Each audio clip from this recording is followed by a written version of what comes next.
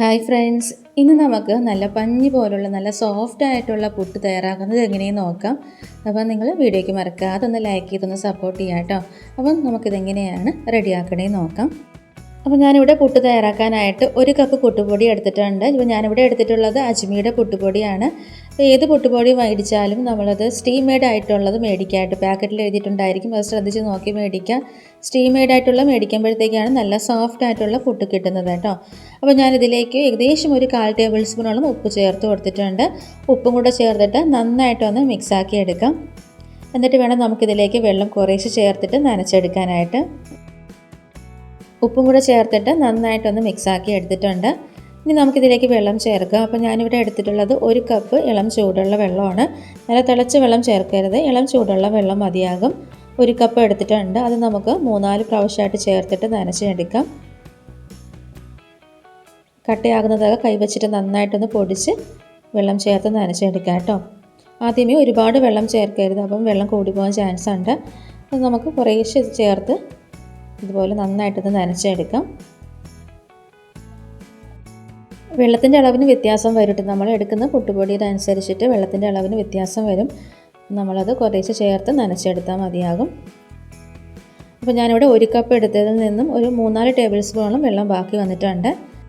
അപ്പോൾ ഞാനത് 3/4 കപ്പോളം വെള്ളം ചേർത്താണ് നനച്ചെടുത്തിട്ടുള്ളത്.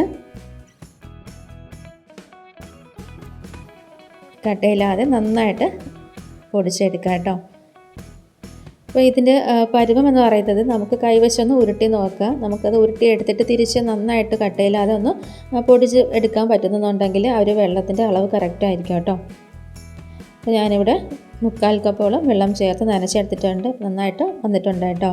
നല്ല സോഫ്റ്റായിട്ട് കിട്ടിയിട്ടുണ്ട്. നിങ്ങൾക്ക് കാണുമ്പോൾ തന്നെ മനസ്സിലാവും, നല്ല സോഫ്റ്റായിട്ട് വന്നിട്ടുണ്ട്.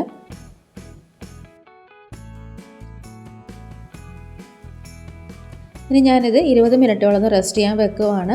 തുറന്ന് വെക്കരുത്, അടച്ച് വെക്കുക. തുറന്ന് വെച്ചാൽ മാവ് ഡ്രൈ ആയി പോകാൻ ചാൻസ് ഉണ്ട്. 20 മിനിറ്റ് കഴിഞ്ഞതിന് ശേഷം ഞാനത് മിക്സിയിലിട്ടൊന്ന് പൊടിച്ചെടുക്കുവാണ്. നമ്മുടെ പുട്ട് ഒന്നുകൂടെ നല്ല സോഫ്റ്റായിട്ട് കിട്ടാനായിട്ട് മിക്സിയിലിട്ടൊന്ന് പൊടിച്ചെടുക്കാം. മിക്സിയിലിട്ട് പൊടിച്ചെടുക്കുമ്പോൾ ശ്രദ്ധിക്കുക, ഒത്തിരി മാവിട്ട് പൊടിച്ചെടുക്കരുത്. കുറേശ്ശെ ഇട്ട് ചേർത്ത് പൊടിച്ചെടുക്കുക. ഒത്തിരി ചേർത്താൽ കട്ട കുത്താൻ ചാൻസ് ഉണ്ട്. അപ്പോൾ ഞാനിത് പൊടിച്ചെടുത്തിട്ടുണ്ട്. പൊടിച്ചെടുത്തപ്പോൾ ഒന്നുകൂടെ നല്ല സോഫ്റ്റായിട്ട് വന്നിട്ടുണ്ട് കേട്ടോ. ഇനി നമുക്കിത് പുട്ട് റെഡിയാക്കി എടുക്കാം. അപ്പം ഞാനിതാ ഇതിലേക്ക് ആദ്യം കുറച്ച് തേങ്ങ വെച്ച് കൊടുക്കുകയാണ്.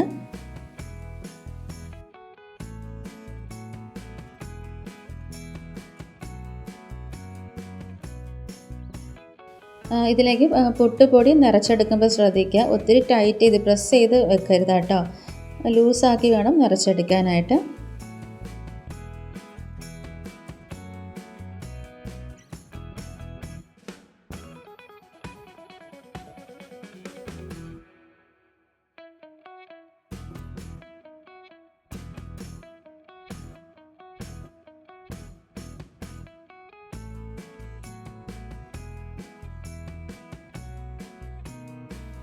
ഇനി നമുക്കിത് അടച്ച് വെക്കാം.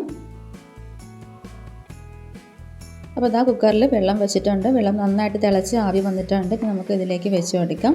ഇനി ഇതൊരു മീഡിയം ഫ്ലെയിമിൽ 3 മിനിറ്റോളം നമുക്കൊന്ന് ആവിയിൽ വേവിച്ചെടുക്കാം.